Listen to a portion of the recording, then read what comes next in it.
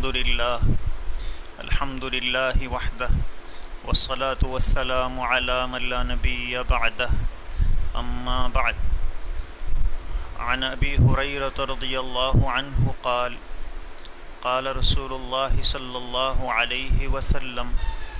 فكل من يدخل الجنة على صورة آدم وطوله 60 ذراعا او كما قال علیہ الصلاۃ والسلام.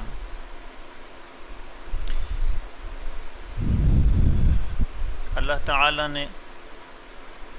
اپنے نیک بندوں کے لیے، اپنے ایمان والے بندوں کے لیے جو ابدی اور سرمدی ٹھکانہ بنایا ہے، جس کو جنت کہتے ہیں، اس نعمت کو اس مبارک مہینے کے لیے سال بھر سجایا جاتا ہے. تو وہ جنت، اس کی حقیقت کیا ہے، اس میں نعمتیں کیا ہیں، اسی کو کل گزشتہ اس کی کچھ تفصیلات عرض کی گئی تھیں. آج اسی سلسلے کی کچھ اہم باتیں آپ کی خدمت میں رکھنی ہیں. جنت اتنی پرشوق چیز ہے کہ اگر جنت کی واقعی حقیقت اور اس کا یقین ہمیں حاصل ہو جائے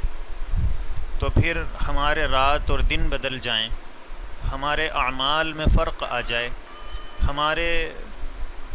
سوچنے کا ڈھنگ بدل جائے اور کام کرنے کے انداز میں تبدیلی آ جائے. چنانچہ جن لوگوں کو جنت کا واقعی یقین حاصل تھا، ان کی کیا کیفیت تھی. حضرت ابن زید رحمۃ اللہ علیہ فرماتے ہیں کہ جب رسول اکرم صلی اللہ علیہ وسلم پر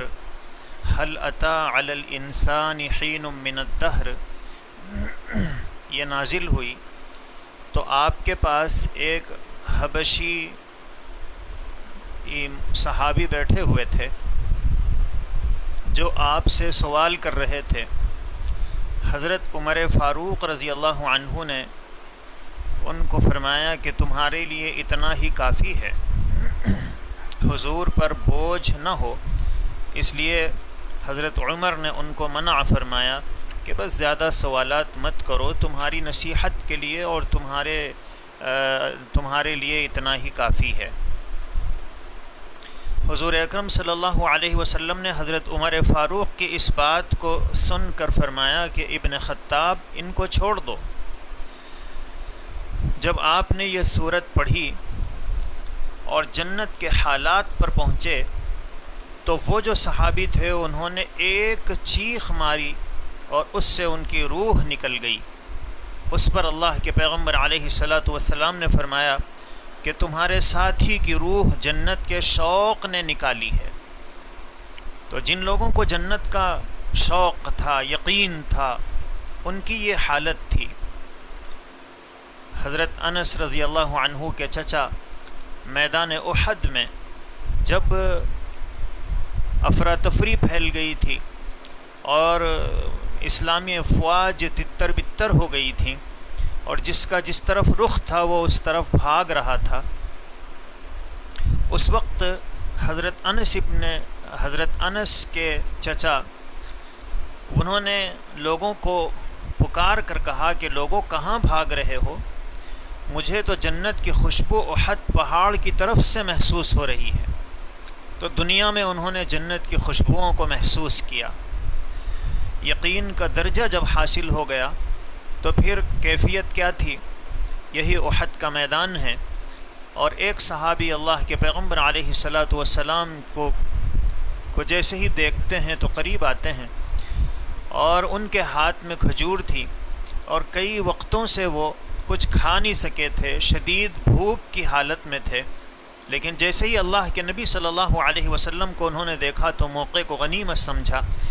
اور پوچھنے لگے کہ اللہ کے نبی صلی اللہ علیہ وسلم، اگر میں اس جنگ میں حصہ لوں اور شہید ہو جاؤں تو مجھے کیا ملے گا؟ اللہ کے پیغمبر علیہ الصلاۃ والسلام نے بہت مختصر جواب دیا کہ جنت. بس اتنا سننا تھا کہ وہ پلٹے،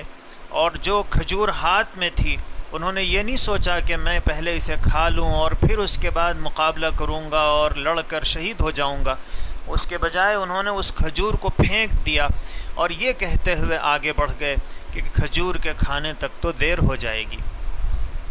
اللہ کے پیغمبر علیہ الصلاۃ والسلام یہ یقین ہم سب میں پیدا کرنا چاہتے ہیں کہ جنت کا اتنا یقین ہو کہ اعمال کا کرنا آسان بن جائے، اور جنت کا اتنا یقین ہو کہ آدمی کے دل کے جذبے اور سوچنے کا انداز بدل جائے۔ اللہ کے پیغمبر علیہ الصلاۃ والسلام نے اسی کی طرف توجہ دلاتے ہوئے فرمایا کہ دو عظیم ترین چیزوں کو مت بھولو، ہمیشہ ان کو یاد رکھو، ان کی حقیقتوں کو اپنے ذہن میں تازہ رکھو۔ تو اسی سلسلے کی کچھ تفصیلات احادیث کی روشنی میں ہم نے کل سنی تھی۔ جنت میں اللہ تعالیٰ اپنے بندوں کی ضیافت جن چیزوں سے فرمائیں گے، اللہ کے رسول صلی اللہ علیہ وسلم فرماتے ہیں کہ جنت کے کھانے وہ کس انداز کے ہوں گے۔ اس کا ایک انداز یہ ہوگا کہ ایک بادل آئے گا، اور جیسے ہی بادل ہٹے گا جنتی دیکھے گا کہ خوبصورت بادل ہے، لیکن بادل کے ہٹتے ہی دسترخوان پر پکی پکائی چیزیں اس بادل کے اندر سے نمودار ہوں گی اور جنتی کے سامنے ہوں گی۔ اللہ کے پیغمبر علیہ الصلاۃ والسلام سے حضرت انس بن مالک رضی اللہ عنہ روایت کرتے ہیں کہ قال رسول اللہ صلی اللہ علیہ وسلم،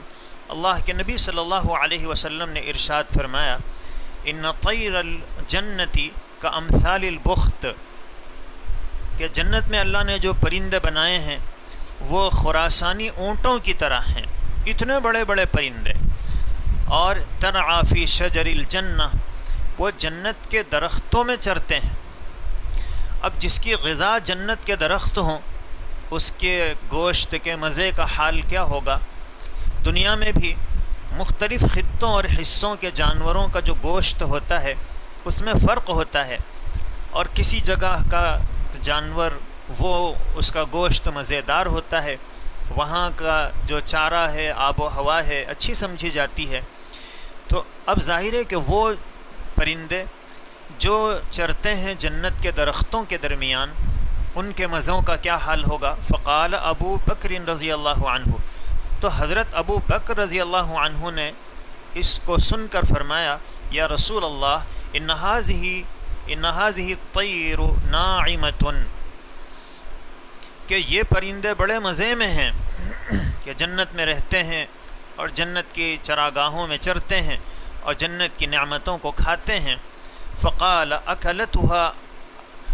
انعم منها، اللہ کے رسول صلی اللہ علیہ وسلم نے فرمایا کہ ان پرندوں کے کھانے والے ان سے زیادہ لطف اور مزے میں ہوں گے۔ قالها ثلاثا، اللہ کے نبی صلی اللہ علیہ وسلم نے اس کو 3 مرتبہ دہرایا کہ اس کو کھانے والے اس سے زیادہ مزے میں ہوں گے، اور پھر اللہ کے پیغمبر علیہ السلام نے فرمایا، وَإِنِّي لَأَرْجُو أَن تَكُونَ مِمَّنْ يَأْكُلُ مِنْهَا، کہ مجھے امید ہے کہ تم ان لوگوں میں سے ہوں گے جو ان پرندوں کو کھائیں گے۔ حضرت سلیم بن عامر رضی اللہ عنہ سے روایت ہے، فرماتے ہیں، کان اصحاب رسول اللہ صلی اللہ علیہ وسلم یقولون، کہ صحابہ کرام یہ فرماتے تھے، ان اللہ لا ينفعنا بالاعراب ومسائلهم، کہ اللہ تعالیٰ دیہاتیوں سے اور ان کے سوالات سے ہمیں فائدہ پہنچاتے ہیں۔ رسول اکرم صلی اللہ علیہ وسلم کی جو مجلس تھی، شہر کے جو صحابہ تھے، ظاہر ہے کہ وہ تہذیب و ادب اور اللہ کے نبی صلی اللہ علیہ وسلم کا جو رعب تھا اور ہیبت تھی وہ ان پر طاری رہتی تھی، اور رسول اللہ صلی اللہ علیہ وسلم کے ساتھ مسلسل رہنے کی وجہ سے انہیں اللہ کے رسول صلی اللہ علیہ وسلم کے ادب اور احترام کا پورا اندازہ تھا، اور وہ اس کا لحاظ رکھا کرتے تھے، ہمت نہیں ہوتی تھی کچھ پوچھنے کی۔ لیکن صحابہ کی یہ خواہش ہوتی کہ دیہات کے کوئی صاحب آئیں، اور چونکہ وہ آداب دربار نبوت سے زیادہ واقف نہیں ہوتے ہیں، دیہات کے ہیں، انہیں تہذیب سے بھی کوئی زیادہ گویا لینا دینا نہیں ہوتا ہے، دیہات میں رہنے کی وجہ سے اپنی دیہاتی اسی تہذیب کے ساتھ، اسی انداز کے ساتھ اللہ کے پیغمبر علیہ الصلاۃ والسلام سے سوالات کریں گے، اور رسول اکرم صلی اللہ علیہ وسلم کے دربار میں دیہاتیوں کے لیے خاص چھوٹ بھی تھی، کیونکہ وہ شہر کے آداب سے واقف نہیں ہوتے ہیں۔ چنانچہ حضرت سلیم بن عامر کہتے ہیں کہ صحابہ کرام یہ کہتے تھے کہ اللہ ہمیں دیہاتیوں سے اور ان کے سوالات سے فائدہ پہنچاتے ہیں۔ قال، حضرت سلیم کہتے ہیں اقبل اعرابی یوما، ایک دن ایک دیہاتی صحابی آئے، فقال، اور انہوں نے عرض کیا، یا رسول اللہ، اے اللہ کے رسول صلی اللہ علیہ وسلم، ذکر اللہ عز وجل فی الجنت شجرۃ مؤذیۃ، اللہ نے جنت کی جو نعمتیں گنوائی ہیں ان میں اللہ نے ایک تکلیف والا درخت بھی گنایا ہے، اس کا بھی ذکر کیا ہے۔ وما كنت ارى ان فی ذلک شجرۃ تؤذی صاحبها، اور انہوں نے کہا کہ میرا خیال تو یہ ہے کہ جنت میں ایسا کوئی درخت نہیں ہوگا جو جنتی کو تکلیف پہنچائے، لیکن اللہ نے جنت کی نعمتوں میں، اس کے کھانوں میں ایک ایسے درخت کا ذکر فرمایا۔ قال رسول اللہ صلی اللہ علیہ وسلم وما ہی، اللہ کے رسول صلی اللہ علیہ وسلم نے پوچھا کہ بھی وہ کون سا درخت ہے؟ قال السدر، انہوں نے فرمایا بیر کا درخت۔ فإن له شوكا مؤذيا، اس لیے کہ اس درخت پر تو کانٹے ہوتے ہیں جو تکلیف پہنچاتے ہیں۔ قال رسول اللہ صلی اللہ علیہ وسلم، اللہ کے نبی صلی اللہ علیہ وسلم نے فرمایا الیس اللہ یقول، کیا اللہ اپنے کلام میں یہ نہیں فرماتے ہیں فی صدر مخضود خضد اللہ شوکہ، اللہ اس کے کانٹوں کو ہٹا دیں گے، جنت میں جو بیر کا درخت ہوگا اسے کانٹے نہیں ہوں گے، فجعل مکان کل شوکۃ ثمرۃ، اور ہر کانٹے کی جگہ پر اللہ تعالیٰ ایک پھل بنا دیں گے، فإنہا لتنبت ثمرا، اور پھر اس پھل میں سے اور پھل نکالیں گے، تفتق الثمرۃ منها عن 72 لونا من طعام، اور پھر اللہ کے رسول صلی اللہ علیہ وسلم نے فرمایا کہ ایک جو پھل ہوگا وہ 70 قسم کے ذائقے اپنے اندر لیے ہوئے ہوگا۔ یہ جو بیر ہے جو دنیا میں ہمارے سامنے ہے، اللہ کے پیغمبر علیہ الصلاۃ والسلام نے یہ بات سمجھائی کہ میں نے جنت کے بیر کا تذکرہ کیا اور قرآن کریم نے بیر کا ذکر کیا۔ اللہ کے رسول صلی اللہ علیہ وسلم فرما رہے ہیں کہ دیکھو تمہارے سمجھانے کے لیے اللہ نے اس چیز کا نام لیا جو تم کھاتے ہو اور تمہارے استعمال میں ہے، ورنہ جنت کے بیر اور اس دنیا کے بیر میں زمین و آسمان کا فرق ہے۔ یہ وہ بیر نہیں ہوگا جو تم دیکھ رہے ہو، جو تم کھا رہے ہو۔ اللہ کے رسول صلی اللہ علیہ وسلم نے فرمایا کہ اس درخت کو تو کانٹے ہوتے ہیں، اور اس درخت کے ہر جہاں اسے کانٹے ہوتے ہیں وہاں ہر اس سے پھل ہوں گے، اور پھر وہ پھل جب توڑا جائے گا تو پھر اس میں مزید پھل آئیں گے۔ اور پھر اللہ کے رسول صلی اللہ علیہ وسلم نے فرمایا کہ وہ بیر وہ جنت کا بیر ہے، اس میں ایک بیر میں 72 قسم کے ذائقے ہوں گے، اور ما فیہا لون یشبہ الآخر، یہاں تو جو بیر ہوتے ہیں وہ تقریباً ایک ہی کلر کے ہوتے ہیں، ملتے جلتے، لیکن جنت کا جو بیر ہوگا وہ اس کا ایک بیر کا رنگ دوسرے بیر کے رنگ سے بالکل الگ ہوگا۔ اللہ کے رسول صلی اللہ علیہ وسلم نے جنت کی نعمتوں کا تذکرہ کرتے ہوئے فرمایا، حضرت زید ابن ارقم رضی اللہ عنہ سے روایت ہے، فرماتے ہیں کہ اللہ کے رسول صلی اللہ علیہ وسلم نے فرمایا والذی نفسی بیدہ، اس اللہ کی قسم جس کے قبضے میں میری جان ہے، کہ جنت کے یہ جو نعمتیں ہیں یہ کافی بڑی ہیں، بہت ہیں، کثیر ہیں، لامتناہی اور لامحدود ہیں۔ تو جنتی اگر وہ دنیا میں جیسا کچھ ہے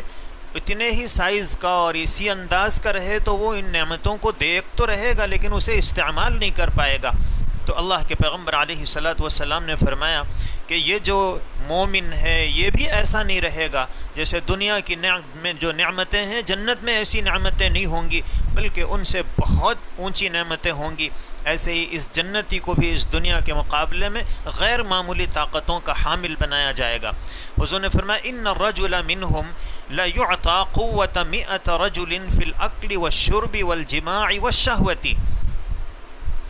کہ ان میں سے ایک ایک جو جنتی ہوگا اسے اللہ تعالی کھانے میں، پینے میں، جماع میں، خواہشات میں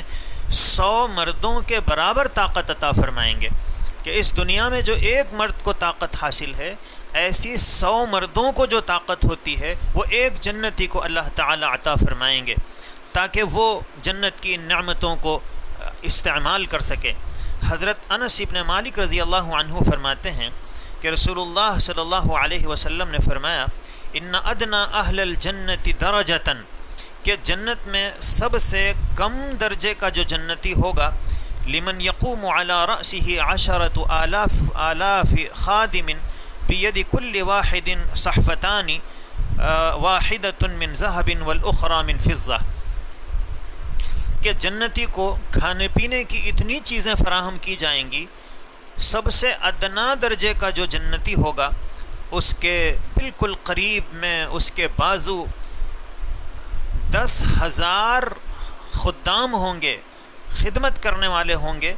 اور ان میں سے ہر ایک کے ہاتھ میں 2 برتن ہوں گے، اور اللہ کے نبی صلی اللہ علیہ وسلم نے فرمایا کہ ایک برتن سونے کا ہوگا اور دوسرا برتن چاندی کا ہوگا، اس میں جنتی کو کھانے کے لیے نعمتیں دی جائیں گی اور وہ انہیں استعمال کرے گا۔ اللہ کے پیغمبر علیہ الصلاۃ والسلام نے ارشاد فرمایا، اللہ کے رسول صلی اللہ علیہ وسلم کی احادیث سے معلوم ہوتا ہے کہ جنتی جو کھانے استعمال کرے گا وہ بھوک کی وجہ سے نہیں کھائے گا، اس لیے کہ بھوک بھی ایک تکلیف ہے اور جنت تکلیف کی جگہ نہیں ہے۔ تو اگر جنت میں لوگوں کو بھوک لگے تو پھر ظاہر ہے کہ تکلیف ہوگی، چاہے 1 سیکنڈ ہی کے لیے صحیح، اور پیاس لگے گی تو پھر انسان کو تکلیف ہوگی، چاہے 1 لمحے کے لیے ہی صحیح، اور جنت میں تو 1 لمحہ بھی کسی کو تکلیف نہیں ہوگی۔ تو پھر جنت میں جب دودھ کی نہریں ہیں، شہد کی نہریں ہیں، اور کھانے کے لیے اتنی مزیدار چیزیں ہیں، اور بھوک ہی نہ لگے، پیاس ہی نہ لگے، تو جنت کی ان نعمتوں کا کیا مزہ آئے گا؟ دنیا میں تو ہمارا حال یہ ہے کہ اگر ہم نے کھانا کھا لیا ہے، بھوک نہیں لگ رہی ہے، تو اب اگر بریانی بھی ہمیں دی جائے، بہترین غذائیں ہمارے سامنے رکھی جائیں، تو ہم کھاتے ہیں تو مزہ نہیں آتا ہے، اور بھوک لگ رہی ہو تو مرچی چٹنی بھی اچھی معلوم ہوتی ہے، اس میں بھی مزہ آتا ہے، تو بھوک سے ہی تو مزہ ہے۔ تو اب جنت میں اگر بھوک نہ لگے، پیاس نہ لگے، تو ان ساری نعمتوں کا کیا مزہ آئے گا؟ تو اللہ کے پیغمبر علیہ الصلاۃ والسلام کی احادیث مبارکہ سے معلوم ہوتا ہے کہ جنت میں بھوک اور پیاس نہیں لگے گی، ہاں جنت کی ان نعمتوں کو آدمی ایسا ہی استعمال کرے گا جیسے دنیا میں آدمی مزوں کے لیے کچھ چیزوں کو استعمال کرتا ہے، جیسے ہم قلاقند کھاتے ہیں اور فروٹس استعمال کرتے ہیں پیٹ بھرنے کے لیے نہیں، مزے کے لیے۔ تو جنت میں ایسے ہی ہم جوس پیتے ہیں تو مزے کے لیے پیتے ہیں۔ تو جنت میں اللہ نے جتنی نعمتیں بنائی ہیں کھانے اور پینے کی، یہ سب جنتی مزوں کے لیے استعمال کریں گے۔ اور پھر عجیب بات اللہ کے پیغمبر علیہ الصلاۃ والسلام نے فرمائی کہ دنیا میں جتنے کھانے اور پینے ہیں ان کے جو مزے ہیں، جب ہم ہاتھ میں لیتے ہیں تو مزہ نہیں آتا ہے، جب ہم ملا رہے ہوتے ہیں تو مزہ نہیں آتا ہے، جب ہم اسے منہ میں رکھتے ہیں تو تب مزہ محسوس ہوتا ہے، جب چباتے ہیں تو مزہ محسوس ہوتا ہے، لیکن جیسے ہی وہ غذا حلق سے نیچے اترتی ہے تو پھر مزہ غائب۔ تو دنیا میں جو کھانے کے مزے ہیں، لذت ہے، وہ صرف منہ کی حد تک ہے، حلق سے نیچے اس کا مزہ باقی نہیں رہتا ہے۔ لیکن اللہ کے پیغمبر علیہ الصلاۃ والسلام فرماتے ہیں کہ جنت کے جو کھانے ہوں گے وہ اتنے لذت بخش اور اتنے مزیدار ہوں گے، جیسے ہی ہم اسے ہاتھ لگائیں گے مزہ آئے گا، جب ہم اسے منہ میں رکھیں گے سارا جسم اس کے مزے کو محسوس کرے گا۔ ابھی تو دنیا میں ہم جو کھانا کھاتے ہیں تو اس کا ذائقہ صرف زبان محسوس کرتی ہے، ہاتھ محسوس نہیں کرتا ہے، پیر محسوس نہیں کرتا ہے، لیکن جنت کے جو کھانے ہیں اس کی جو لذت ہے، سر کے تالو سے پاؤں کے تلوے تک جسم کا ہر حصہ اس غذا کی لذت کو محسوس کرے گا۔ اور اللہ نے اس کی ایک مثال دنیا میں رکھی ہے کہ شوہر و بیوی کو اللہ نے جو تعلق نصیب فرمایا ہے کہ جب شوہر و بیوی آپس میں ملتے ہیں تو اس وقت کی جو لذت ہے وہ جسم کا ہر عضو محسوس کرتا ہے، یہی لذت جنت کے کھانوں اور پینے کی چیزوں میں اللہ نے رکھی ہے۔ اب جب جنت میں آدمی بہت ساری غذائیں کھائے گا تو سوال یہ ہے کہ پھر اسے جب وہ غذا ہضم ہو جائے گی تو بیت الخلاء کی بھی ضرورت پڑے گی، طہارت خانوں کی بھی ضرورت پڑے گی، اور اگر جنت میں یہ سب بھی ہو تو پھر ظاہر ہے کہ وہ تو بدبودار بن جائے گی۔ اللہ کے پیغمبر علیہ الصلاۃ والسلام نے فرمایا کہ جنت میں جنتی یہ ساری نعمتیں کھائے گا، لیکن جتنی کھانے کی چیزیں ہیں، کھانے کے بعد بس ایک خوشبودار ڈکار آئے گی اور وہ بہت خوشبودار ہوگی، اور جتنی چیزیں اس نے کھائی ہیں وہ سب ہضم ہو جائیں گی، اور پینے کی جتنی چیزیں ہیں اس کی وجہ سے جنتی کو صرف پسینہ نکلے گا اور وہ بھی انتہائی خوشبودار ہوگا، اور اس کی وجہ سے جتنی پینے کی چیزیں اس نے استعمال کی ہیں وہ سب بھی تحلیل ہو جائیں گی اور پھر سے وہ کھائے گا۔ اللہ کے پیغمبر علیہ الصلاۃ والسلام نے جنت کی جو نعمتیں گنوائی ہیں وہ ایسی ہیں کہ آدمی اسے سن کر بس جی چاہتا ہے کہ یہ نعمتیں انسان کو جلد سے جلد مل جائیں، اور آدمی ان نعمتوں کو حاصل کرنے کے لیے رات اور دن کوششیں کرے۔ قرآن کریم میں اللہ تعالی نے فرمایا کہ جنتیوں کی خدمت کے لیے جو نوکر چاکر ہوں گے، جو خدام ہوں گے، ان کی کیا صفات ہیں؟ یطوف علیہم ولدان مخلدون، کہ ان کے چکر لگائیں گے، ان کے آگے اور پیچھے پھر رہے ہوں گے ایسے بچے جو ہمیشہ بچے ہی رہیں گے۔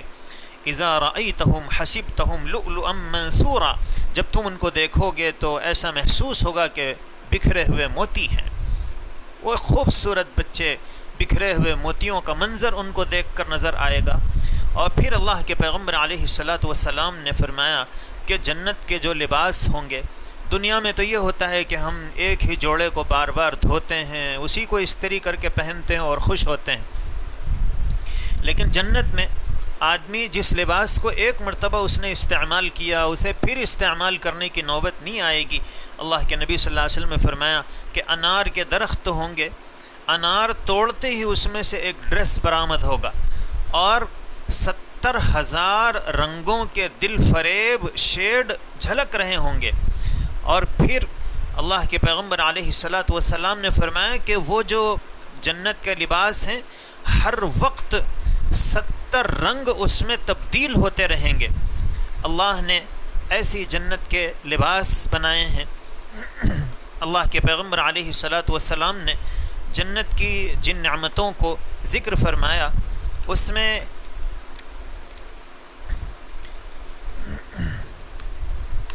حور بھی ہے، کہ اللہ تعالیٰ نے جنت میں ایک مخلوق پیدا کی ہے جس کو حور کہتے ہیں، اور ایک ایک جنتی کو اللہ تعالیٰ کم سے کم 70 حوریں عطا فرمائیں گے۔ اللہ کے نبی صلی اللہ علیہ وسلم نے فرمایا کہ جنتی جیسے ہی جنت میں داخل ہوگا اور گیٹ سے اندر پہنچے گا تو ایک انتہائی خوبصورت شخصیت اسے نظر آئے گی۔ اب اس نے زندگی میں کبھی اتنا خوبصورت کسی کو دیکھا نہیں، جیسے ہی اس کو دیکھے گا تو سمجھے گا کہ ہو نہ ہو یہ اللہ ہیں، اتنے خوبصورت، اتنا جمال۔ اب جھکے گا سجدہ کرنے کے لیے تو وہ جو سامنے کھڑا ہوا ہوگا وہ کہے گا کہ آپ کیوں جھک رہے ہیں؟ تو یہ کہے گا کہ آپ اللہ نہیں ہیں۔ وہ کہے گا کہ میں اللہ نہیں، میں آپ کی جنت کا ایک خادم ہوں، میں تو گیٹ کیپر ہوں۔ اب جنتی سنبھل جائے گا۔ اللہ کے پیغمبر علیہ الصلاۃ والسلام فرماتے ہیں کہ جنتی جب آگے بڑھے گا اور اس کی نظر جیسے ہی حور پر پڑے گی تو 40 سال تک بس اسے ٹکٹکی باندھ کر دیکھتا رہے گا، محو ہو جائے گا، حیرت میں پڑ جائے گا اس کی خوبصورتی سے کہ کیا خوبصورتی ہے۔ اسے یہ احساس ہی نہیں رہے گا کہ 40 سال گزر گئے۔ جب 40 سال گزر جائیں گے تو اب وہ حور کہے گی کہ آپ اسی طرح دیکھتے رہیں گے یا آگے بھی بڑھیں گے؟ تب اسے ہوش آئے گا کہ میں 40 سال سے دیکھ رہا ہوں۔ اللہ کے نبی صلی اللہ علیہ وسلم فرماتے ہیں کہ اس حور کا چہرہ اتنا صاف اور شفاف ہوگا کہ اس کے چہرے میں جنتی کو اپنا چہرہ نظر آئے گا۔ اللہ نے اس حور کو، دنیا میں انسانوں کو اللہ نے مٹی سے پیدا کیا ہے، لیکن وہ جو حور ہے انہیں اللہ نے گلاب اور زعفران سے پیدا کیا ہے، اور وہ گلاب بھی جنت کے گلاب۔ اور پھر اللہ کے رسول صلی اللہ علیہ وسلم کی احادیث سے معلوم ہوتا ہے کہ وہ جو حور ہے وہ 70,000 لباس پہنی ہوئی ہوگی۔ اب سوال یہ ہے کہ اگر کسی عورت کو 70,000 کپڑے پہنا دیے جائیں تو پھر وہ عورت کے بجائے ڈبہ نظر آئے گی۔ اب جنت کی اس حور کو اگر 70,000 جوڑے وہ پہنی ہوئی ہو تو ظاہر ہے کہ وہ عورت تو نظر نہیں آئے گی۔ تو اللہ کے پیغمبر علیہ الصلاۃ والسلام نے فرمایا اتنے کپڑے پہننے کے باوجود وہ اتنے دبیز ہوں گے، وہ اتنے باریک ہوں گے کہ جنتی اس حور کی پنڈلی بھی ان کپڑوں میں سے نظر آئے گی، اور پنڈلی کے اندر جو گودا ہے وہ بھی نظر آئے گا۔ اب پھر ہمارے ذہن میں ایک سوال آتا ہے کہ اگر اس کی پنڈلی نظر آئے تب تو کوئی بات نہیں، لیکن پنڈلی کے اندر کا گودا اگر نظر آئے تب تو اچھا نہیں معلوم ہوگا۔ کتنے ہی لوگ ہیں کہ اگر کسی کا ایکسیڈنٹ ہو جائے اور اندر کی ہڈیاں اور اندر کی چیزیں گودا نظر آ رہا ہے تو وہ دیکھنا بھی پسند نہیں کرتے ہیں۔ تو اگر اس کا گودا نظر آئے تو کیا اچھا لگے گا؟ اللہ کے پیغمبر علیہ الصلاۃ والسلام نے فرمایا کہ اس کا جو گودا ہے اور اس کی پنڈلی کے اندر کے جو اعضاء ہیں، وہ حصے ہیں، وہ دنیا میں ایک انسان کے جیسے ہوتے ویسے نہیں ہیں۔ اللہ نے اس کو یاقوت سے بنایا ہے، اور یاقوت جو ہے وہ اتنا خوبصورت پتھر ہوتا ہے کہ اس میں اگر سوراخ کر کے دھاگا ڈال دیا جائے تو وہ آر پار نظر آتا ہے اور انتہائی خوبصورت معلوم ہوتا ہے۔ اللہ کے پیغمبر علیہ الصلاۃ والسلام نے فرمایا کہ دنیا میں اگر وہ حور اپنی کلائی ظاہر کر دے تو اس میں اتنی روشنی اللہ نے بنائی ہے کہ سورج کی روشنی اس کے سامنے ماند پڑ جائے اور اس کی سورج کی روشنی پھیکی پڑ جائے، سورج کی روشنی نظر نہ آئے، اتنا روشن اللہ نے اس کے جسم کو بنایا ہے۔ اور اس کے تھوک میں اللہ نے اتنی مٹھاس پیدا کی ہے کہ اگر وہ دنیا میں ایک مرتبہ تھوک دے تو دنیا میں جو 7 سمندر ہیں وہ میٹھے ہو جائیں۔ ایک مرتبہ تھوک کا اتنا اثر ہے کہ یہ سارے 7 کڑوے سمندر میٹھے ہو جائیں۔ اللہ کے پیغمبر علیہ الصلاۃ والسلام فرماتے ہیں کہ اس کے جو دانت ہیں وہ موتیوں کی لڑی کی طرح چمکیلے ہوں گے، اور جب وہ مسکرائے گی تو درمیان سے چمک نکلے گی، روشنی محسوس ہوگی۔ اور اللہ کے پیغمبر علیہ الصلاۃ والسلام فرماتے ہیں کہ وہ حور اتنی خوشبودار، اس کا جسم اتنا معطر ہوگا، اس کے جسم میں اتنی خوشبو بسی ہوئی ہوگی کہ 50 سال کی مسافت سے اس کی وہ خوشبو محسوس ہو رہی ہوگی۔ اللہ کے نبی صلی اللہ علیہ وسلم فرماتے ہیں یزوج العبد فی الجنتین 70 وفی روایت 70 من نساء الجنہ و2 من نساء الدنیا، کہ جنتی بندے کو جنت میں 70، اور ایک روایت میں ہے کہ جنت کی 70 عورتوں سے نکاح کر دیا جائے گا اور 2 دنیا کی عورتیں ہوں گی۔ اب دنیا کی 2 عورتیں اگر ہوں، جنت کی 70 حوریں ہوں تب تو ٹھیک ہے، لیکن دنیا کی 2 عورتیں بھی اگر جنتی کو مل جائیں تو بہت سارے احباب یہ سوچتے ہیں کہ بھی ایک کے ساتھ ہی زندگی گزارتے ہوئے بس تھک گئے ہیں۔ بہت سارے لوگ گھنٹوں رات میں باہر بیٹھے رہتے ہیں، گھر میں جانا نہیں چاہتے ہیں، اور دیکھتے ہی ان کے جو چہرے کی رونق ہے وہ غائب ہو جاتی ہے۔ تو اب ظاہر ہے کہ کچھ لوگ سوچتے ہیں کہ یہیں بیزار ہیں، ورنہ اللہ نے دنیا میں بھی ایسی عورتیں پیدا کی ہیں کہ وہ جنت کی حوروں کا نمونہ ہے، کہ وہ ان کو جب کوئی دیکھتا ہے تو خوش ہو جاتا ہے، ان کے اخلاق سے گھر جنت کا نمونہ بن جاتا ہے، اور ان کے اعمال اور ان کے افعال اور ان کا کردار یہ جنت کی حوروں سے مماثلت رکھتا ہے۔ لیکن بہرحال دنیا میں کچھ عورتیں ایسی بھی ہیں جو ظاہر ہے کہ جن سے بہت سے شوہر بیزار ہیں۔ تو اب اللہ کے پیغمبر علیہ السلام نے فرمایا کہ دنیا کی 2 عورتیں بھی ملیں گی، تو اب ظاہر ہے کہ دنیا کی دو عورتیں اگر مل جائیں تو پھر تو جنت کا مزہ کرکرا ہو جائے۔ اللہ کے پیغمبر علیہ الصلاۃ والسلام فرماتے ہیں کہ جنت کی وہ جو عورتیں ہیں، جو دنیا کی جو عورتیں جنت میں رہیں گی اور جنت میں ملیں گی، اللہ کے پیغمبر علیہ السلام نے فرمایا کہ ان کی جو خوبصورتی ہے، ان کا جو حسن ہے، اللہ نے اسے قرآن کریم میں بیان نہیں فرمایا۔ اللہ نے حوروں کا حسن بیان کیا کہ وہ اتنی خوبصورت ہیں، ان کے تھوک میں اتنی مٹھاس ہے، ان کا چہرہ اتنا صاف اور شفاف ہے۔ حوروں کا ذکر کیا۔ یہ حوریں یہ خادمہ ہیں، یہ جنتی عورتیں جو ہیں، یہ دنیا کی جو عورتیں ہیں، ان کی خدمت کرنے والی نوکرانیاں ہیں۔ نوکرانیوں کے حسن کو اللہ نے بیان کیا، مالکن جو ہے، مالکہ جو ہے، اس کے حسن کو بیان نہیں کیا، اور اس لیے بیان نہیں کیا کہ کوئی بھی مرد یہ نہیں چاہتا ہے کہ اس کی بیوی کے حسن کو، خوبصورتی کو پبلک میں بیان کیا جائے۔ تو اللہ نے بھی اپنے مومن بندوں کی بیویوں کا احترام کرتے ہوئے کہ میرے بندے نہیں چاہتے ہیں کہ ان کی بیویوں کے حسن کو لوگوں کے سامنے بیان کیا جائے، اس لیے اللہ نے جنتی عورتوں کے حسن کو قرآن حکیم میں بیان نہیں فرمایا، اور اللہ کے پیغمبر علیہ الصلاۃ والسلام نے اس کی وضاحت فرما دی کہ دیکھو جنت میں یہ جو دنیا کی عورتیں ہوں گی وہ اتنی خوبصورت اور اتنی خوبصورت ہوں گی۔ حضور نے فرمایا، حضرت ام سلمہ رضی اللہ عنہا روایت فرماتی ہیں کہ نساء الدنیا افضل من الحور، کہ دنیا کی جو عورتیں ہیں وہ جنت میں جائیں گی تو وہ حوروں سے زیادہ بہتر اور خوبصورت ہوں گی۔ کفضل الزہارۃ علی البطانہ، اللہ کے رسول صلی اللہ علیہ وسلم نے فرمایا کہ جیسے ریشم کا ایک ظاہر ہوتا ہے اور ایک استر ہوتا ہے، اندر والا ہوتا ہے، ریشم کے اندر والا جو حصہ ہے ریشم کے کپڑے کا وہ اتنا خوبصورت نہیں ہوتا ہے جتنا ریشم کے اوپر والا حصہ خوبصورت ہوتا ہے۔ اللہ کے پیغمبر علیہ السلام نے فرمایا کہ ایسے ہی جنت کی حوریں اگر وہ ریشم کے کپڑے کا اندر والا حصہ ہے تو دنیا کی عورتیں ریشم کے کپڑے کا اوپر والا حصہ ہیں جو اس سے کہیں زیادہ خوبصورت ہوتا ہے۔ اور اللہ کے پیغمبر علیہ الصلاۃ والسلام نے فرمایا کہ دنیا کی جو عورتیں ہیں وہ حوروں سے 70,000 درجے بہتر ہوں گی، 1-2 درجے نہیں بلکہ 70,000 حصے وہ ان سے زیادہ خوبصورت ہوں گی۔ اللہ کے پیغمبر علیہ الصلاۃ والسلام نے جنت کی جو نعمتیں گنوائی ہیں اس میں اللہ کے حبیب صلی اللہ علیہ وسلم نے جنت کی ایک اور نعمت بھی بتائی کہ جب جنت کی حوریں اتنی خوبصورت ہیں کہ ان کے چہرے میں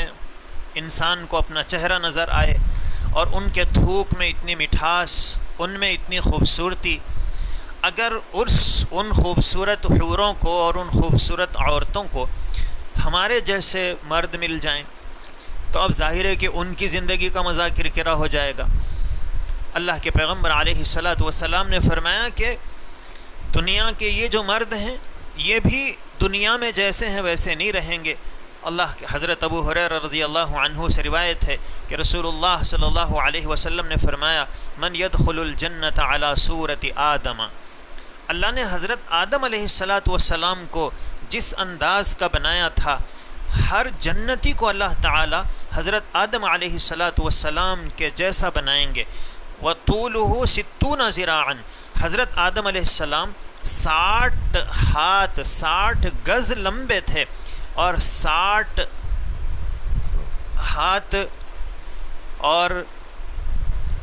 60 ہاتھ لمبے تھے۔ حضرت آدم علیہ الصلاۃ والسلام کا یہ قد اللہ تعالی ہر جنتی کو عطا فرمائیں گے، اور 7 ہاتھ چوڑائی تھی۔ اور عمر جو اللہ تعالی ہر جنتی کو عطا فرمائیں گے، حضرت عیسیٰ علیہ السلام کو آسمانوں پر جس عمر میں اٹھایا گیا وہ عمر 32 اور 33 سال کی حضرت عیسیٰ علیہ السلام کی جو عمر تھی، یہ عمر اللہ تعالی ہر جنتی کو عطا فرمائیں گے۔ اور عورتوں کی جو عمر ہوگی وہ 18 سال کی ہوگی، اور ہر جنتی کو اللہ تعالی جو دل عطا فرمائیں گے، حضرت ایوب علیہ السلام کو جو دل اللہ نے عطا فرمایا تھا وہ دل اللہ ہر جنتی کو عطا فرمائیں گے۔ اور خوبصورتی جو نصیب فرمائیں گے، حضرت یوسف علیہ السلام کو جو خوبصورتی اللہ نے دی تھی وہ خوبصورتی ہر جنتی کو عطا کی جائے گی۔ اور حضرت یوسف علیہ السلام کتنے خوبصورت تھے، اس کا اندازہ ہم لگا نہیں سکتے ہیں کہ حضرت یوسف علیہ السلام کتنے خوبصورت تھے۔ قرآن کریم نے حضرت یوسف علیہ السلام کی خوبصورتی کو بیان کیا ہے، اور اللہ کے رسول صلی اللہ علیہ وسلم نے ایک حدیث میں فرمایا کہ اللہ نے خوبصورتی کو پیدا کیا اور اس کے دو حصے کیے۔ ایک حصہ آدھی خوبصورتی اللہ نے حضرت آدم علیہ السلام کے زمانے سے قیامت تک جتنے لوگ ہیں اور جتنی خوبصورت چیزیں ہیں ان کو اللہ نے تقسیم کر دیا، اور آدھی خوبصورتی اکیلے حضرت یوسف علیہ السلام کو اللہ نے عطا فرمائی تھی۔ حضرت یوسف علیہ السلام اتنے خوبصورت تھے، قرآن کہتا ہے کہ جب حضرت یوسف علیہ السلام کے سامنے زلیخا کی سہیلیاں پیش کی گئیں، اور زلیخا کی سہیلیوں کے سامنے حضرت یوسف علیہ السلام کو آنے کے لیے کہا گیا، تو جیسے ہی ان کی نظر پڑی تو یہ کسی ناول کا بیان نہیں ہے، کسی تاریخ کی کتاب کا بیان نہیں ہے، یہ قرآن حکیم کا بیان ہے کہ فقطعنا ایدیہن، انہوں نے اپنے ہاتھ کاٹ لیے، اتنی مدہوش ہو گئیں، انہیں ہوش ہی نہیں رہا کہ وہ کیا کر رہی ہیں، اتنی گویا گم سم ہو گئیں کہ وہ پھل کاٹتے کاٹتے ان کے ہاتھ کٹ گئے، اور ان کی زبان پر بے ساختہ یہ جملے نکلے کہ ما ھذا بشرا، یہ انسان نہیں ہے۔ انہوں نے حضرت یوسف علیہ السلام کو انسان ماننے سے انکار کر دیا کہ انسان ایسا ہو ہی نہیں سکتا ہے، ان ھذا الا ملک کریم، یہ تو کوئی فرشتہ ہے، یہ تو کوئی معزز فرشتہ ہے۔ تو اب ظاہر ہے کہ حضرت یوسف علیہ السلام کا کتنا حسن ہوگا، کتنی خوبصورتی، اللہ وہ خوبصورتی ہر جنتی کو عطا فرمائیں گے، اور آواز جو اللہ تعالیٰ ہر جنتی کو دیں گے، حضرت داؤد علیہ السلام کی جو آواز تھی وہ آواز اللہ ہر جنتی کو عطا فرمائیں گے۔ اور حضرت داؤد علیہ السلام کی آواز اتنی خوبصورت تھی کہ جب وہ اپنے اس آواز میں تورات کی تلاوت کرتے، اللہ کی حمد بیان کرتے، تو سمندر میں، دریا میں بہتا ہوا پانی رک جاتا تھا حضرت داؤد علیہ السلام کی اس آواز کو سننے کے لیے، اڑتا ہوا پرندہ رک کر سننے لگتا تھا، اور ہم آواز کرتے ہیں تو بیٹھا ہوا پرندہ اڑ جاتا ہے۔ تو ظاہر ہے کہ اب ہماری اور حضرت داؤد علیہ السلام کی آواز میں کتنا فرق ہوگا، اور اللہ کے پیغمبر علیہ السلام فرماتے ہیں کہ بات کرنے کا سلیقہ اور انداز جو دیا جائے گا، طرز تکلم جو دیا جائے گا، وہ نبی محترم سیدنا محمد الرسول اللہ صلی اللہ علیہ وسلم کا جو انداز گفتگو تھا، اللہ ہر جنتی کو وہ عطا فرمائیں گے۔ اللہ کے پیغمبر علیہ السلام نے جنت کی جو تفصیلات بیان کی ہیں، اس میں ہے کہ جنت کی جو زیورات ہیں، جہاں عورتیں پہنیں گی وہیں مردوں کو بھی جنت میں کنگن پہنائے جائیں گے۔ اب ذہن میں آتا ہے کہ کنگن پہنیں گے تو اچھا لگے گا، یہ تو عورتیں پہنتی ہیں، دنیا کنگن کا جو ڈیزائن ہے، وہ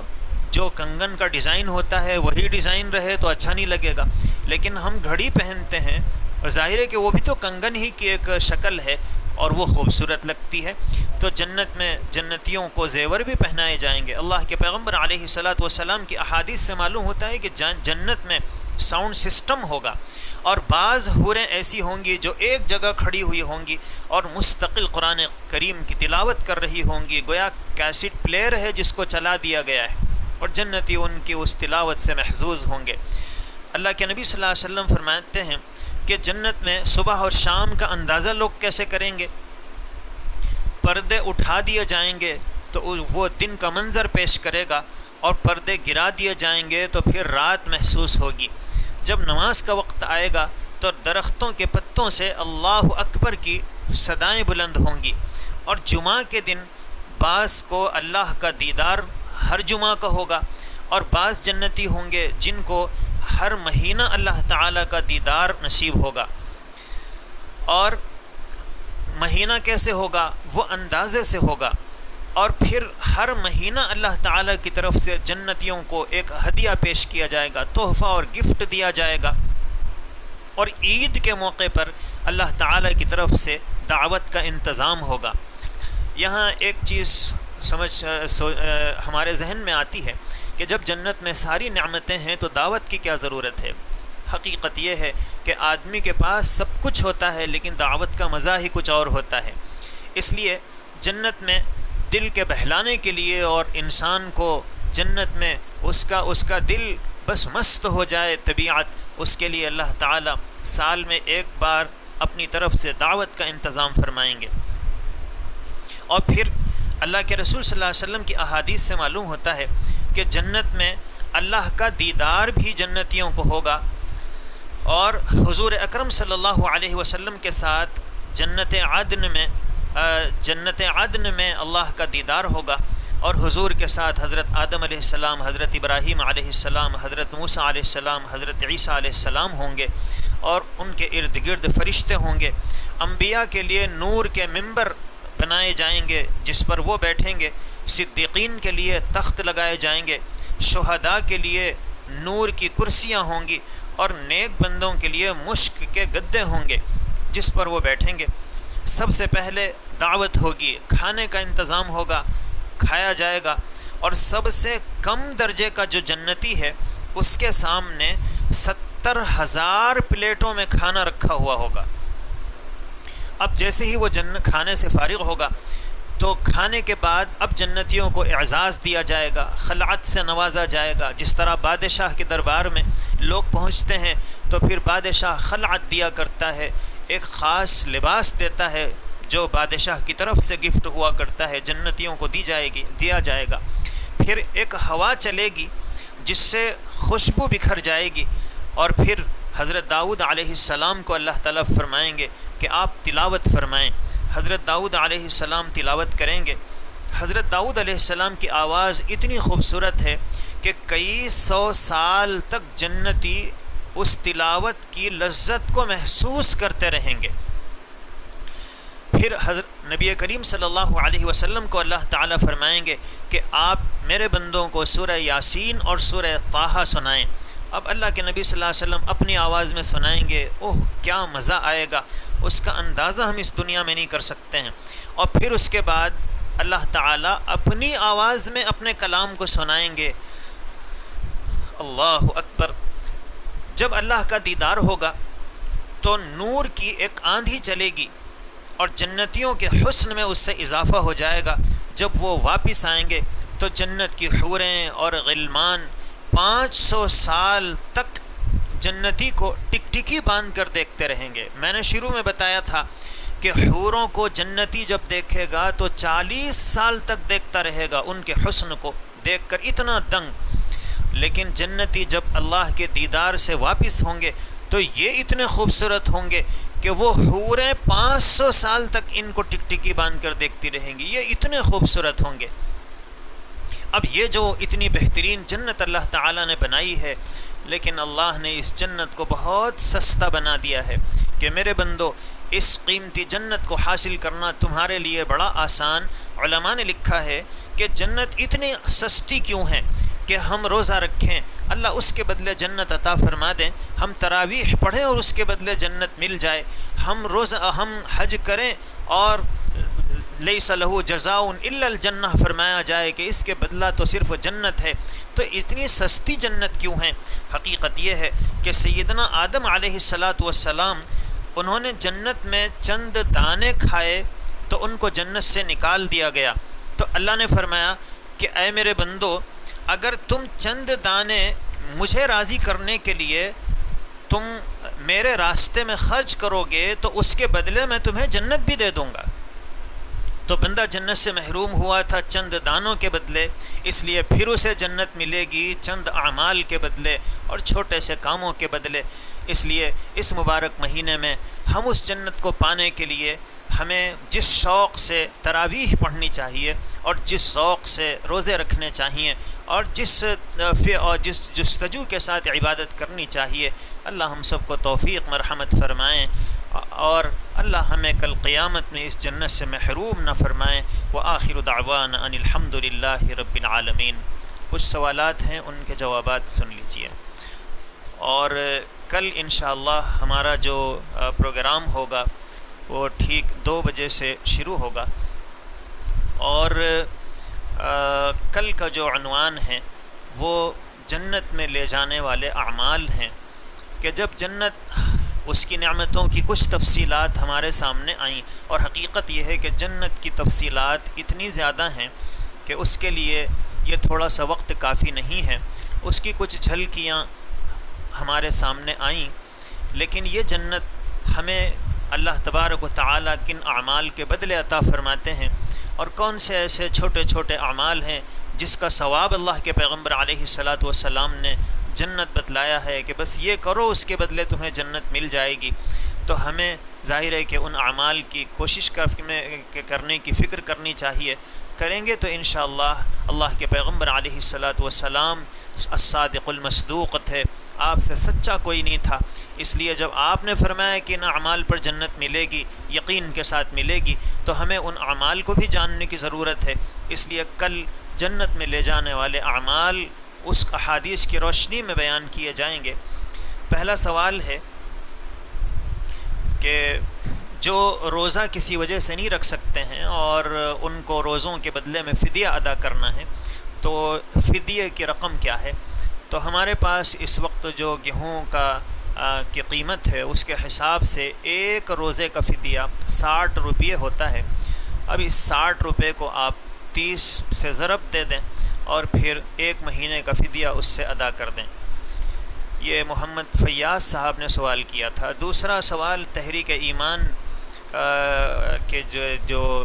میڈیا سینٹر ہے وہ کر رہے ہیں کہ ظہر کی 4 رکعت والی نماز میں کون سی رکعت میں اتحیات میں بیٹھیں گے؟ تو ظاہر ہے، اور 3 رکعت والی نماز میں سورہ فاتحہ کے ساتھ کتنی رکعت میں ضم سورہ کو ملایا جائے گا؟ ظہر کی جو 4 رکعت ہے اس میں دوسری رکعت میں تحیات کے لیے بیٹھیں گے اور پھر چوتھی رکعت میں بیٹھیں گے، اور 3 رکعت والی جو نماز ہے اس میں پہلی اور دوسری رکعت میں سورہ فاتحہ کے ساتھ ضم سورہ کریں گے، اور تیسری جو رکعت ہے اس میں صرف سورہ فاتحہ پڑھیں گے۔ محمد اشفاق صاحب سوال کر رہے ہیں کہ اشراق کا وقت کب ہوتا ہے اور چاشت کا وقت کب تک ہے؟ اشراق کا وقت شروع ہوتا ہے سورج کے طلوع ہونے سے 10 منٹ کے بعد اشراق کا وقت شروع ہو جاتا ہے، اور چاشت کا جو وقت ہے وہ ظہر کا وقت شروع ہونے سے پہلے تک رہتا ہے۔ جیسے ہی زوال کا وقت آتا ہے تو پھر چاشت کا وقت ختم ہو جاتا ہے۔ اللہ تعالی ہم سب کو توفیق عمل نصیب فرمائے۔ دعا فرما لیجئے۔ الحمدللہ رب العالمین، اللہم صلی علی سیدنا محمد وعلی آل سیدنا محمد وبارک وسلم۔ اللہم صلی علی سیدنا محمد وعلی آل سیدنا محمد وبارک وسلم۔ اللہم صلی علی سیدنا محمد وعلی آل سیدنا محمد وبارک وسلم۔ اے اللہ، آپ کا بڑا فضل ہے، کرم ہے، احسان ہے۔ اے اللہ، آپ نے ہمیں کیڑے اور مکوڑوں میں پیدا کرنے کے بجائے، اللہ جس دن ہم پیدا ہوئے تھے اس دن آپ نے اس دنیا میں ہزاروں کیڑوں اور مکوڑوں کو پیدا کیا تھا۔ اے اللہ، آپ نے ہزاروں جانور پیدا کیے تھے۔ اے اللہ، اگر آپ چاہتے تو ہمیں کتا اور بلی بنا دیتے، لیکن اے اللہ آپ نے عزت عطا فرمائی، شرف نصیب فرمایا، انسان بنایا۔ اے اللہ، آپ کا کس زبان سے شکر ادا کریں؟ اے اللہ، ہمارا انگ انگ آپ کا شکر ادا کرے تب بھی آپ کا شکر ادا نہیں کیا جا سکتا ہے۔ اے اللہ، اپنے شکر گزار بندوں میں ہمیں شامل فرما لیجئے۔ اے اللہ، آپ نے جہاں انسان بننے کی نعمت عطا فرمائی، اے اللہ اپنے فضل سے، اپنے کرم سے اے اللہ امت محمدیہ ہمیں پیدا فرمایا۔ اے اللہ، یہ وہ نبی کی امت ہے کہ پچھلے انبیاء نے بھی خواہش کی تھی کہ ہمیں امت محمدیہ ہمیں شامل کر دیا جاتا۔ اے اللہ، اس پر آپ کا جتنا شکر ادا کریں کم ہے۔ اے اللہ، اسی طفیل آپ نے یہ مبارک مہینہ ہمیں نصیب فرمایا۔ اے اللہ، اگر یہ مہینہ نہ ہوتا ہمارے لیے جنتی بننا مشکل ہو جاتا ہے۔ اللہ، یہ مہینہ نہ ہوتا تو نیکیاں کرنا مشکل ہو جاتا۔ اے اللہ، اس مہینے کی برکت ہے، آپ نے شیطان کو قید کر دیا اور ہمیں تھوڑی سی راحت نصیب فرمائی، اور ہم نے اے راحت کی سانس لی، اور اے اللہ ہم میں سے کمزور لوگ بھی اے اللہ کچھ عبادتیں کرنے کی انہیں توفیق مل جاتی ہے۔ اے اللہ، آپ کا اے اللہ بہت احسان ہے، فضل ہے۔ اے اللہ، جس کرم سے آپ نے رمضان کی نعمت عطا فرمائی، اے اللہ اس کی قدر کرنے کی توفیق بھی عطا فرما دیجئے۔ اے اللہ، ہمیں ایسے اعمال کرنا نصیب فرمائیے جس سے آپ خوش ہو جاتے ہیں، آپ کی رحمت ہماری طرف متوجہ ہو جاتی ہے۔ اے اللہ، ایسے اعمال ہمارے لیے آسان فرما دیجئے۔ اے اللہ گناہوں کو معاف فرما دیجئے، اے اللہ کوتاہیوں سے درگزر فرما دیجئے، اے اللہ خطاؤں کو اپنے فضل سے اے اللہ اس پہ قلم عفو چلا دیجئے، اے اللہ معافی ہم سب کو نصیب فرما دیجئے۔ اے اللہ آج کے افطار کے وقت جن بندوں کی آپ مغفرت فرمانے والے ہیں، اللہ ان خوش نصیب بندوں میں ہمیں بھی شامل فرما لیجئے۔ اللہ آپ شامل فرما لیں گے، آپ کا کوئی نقصان نہیں ہوگا، لیکن ہمارا کام بن جائے گا۔ اللہ گناہ معاف ہو جائیں گے، اللہ آپ کے محبوب بندوں میں ہم شامل ہو جائیں گے۔ اللہ معاف فرما دیجئے، معاف فرما دیجئے، معاف فرما دیجئے۔ اے اللہ آپ ان روزوں کے بدلے جن بندوں کو جنت عطا فرمانے والے ہیں، اللہ ہمارے روزے اس قابل نہیں ہیں کہ اس کے بدلے آپ ہمیں جنت عطا فرما دیں۔ اللہ بس آپ اپنے کرم سے ہمیں جنت دے دیجئے۔ اے اللہ اس کو بہانے کے طور پر استعمال کر لیجئے، آپ کی رحمت تو بہانے تلاش کرتی ہے۔ اے اللہ ہمارے ان ٹوٹے پھوٹے روزوں کو بہانہ بنا دیجئے۔ اے اللہ ہماری اس اے اللہ بے ذوق تراویح کو بہانہ بنا دیجئے۔ اے اللہ جنت دے دیجئے، اے اللہ جنت کا مستحق بنا دیجئے۔ اے اللہ جنت کا شوق عطا فرمائیے، اتنا شوق عطا فرمائیے کہ ہمارے لیے نیکیاں کرنا آسان بن جائے۔ اے اللہ جہنم کا اتنا ڈر ہمارے دلوں میں بٹھا دیجئے کہ جہنم سے اے اللہ برے اعمال سے گناہوں سے بچنا ہمارے لیے آسان ہو جائے۔ اے اللہ ہمارے مرحومین کو بھی جنت عطا فرما، اے اللہ ہمارے بڑوں کو بھی جنت عطا فرما، اے اللہ چھوٹوں کو بھی جنت کے راستے پر چلنے کی توفیق نصیب فرما۔ اے اللہ ہم نے جو مانگا عطا فرما، اور جو مانگنے سے رہ گیا اپنے فضل سے نصیب فرما۔ سبحان ربک رب العزت عما یصفون وسلام علی المرسلین والحمد للہ رب العالمین۔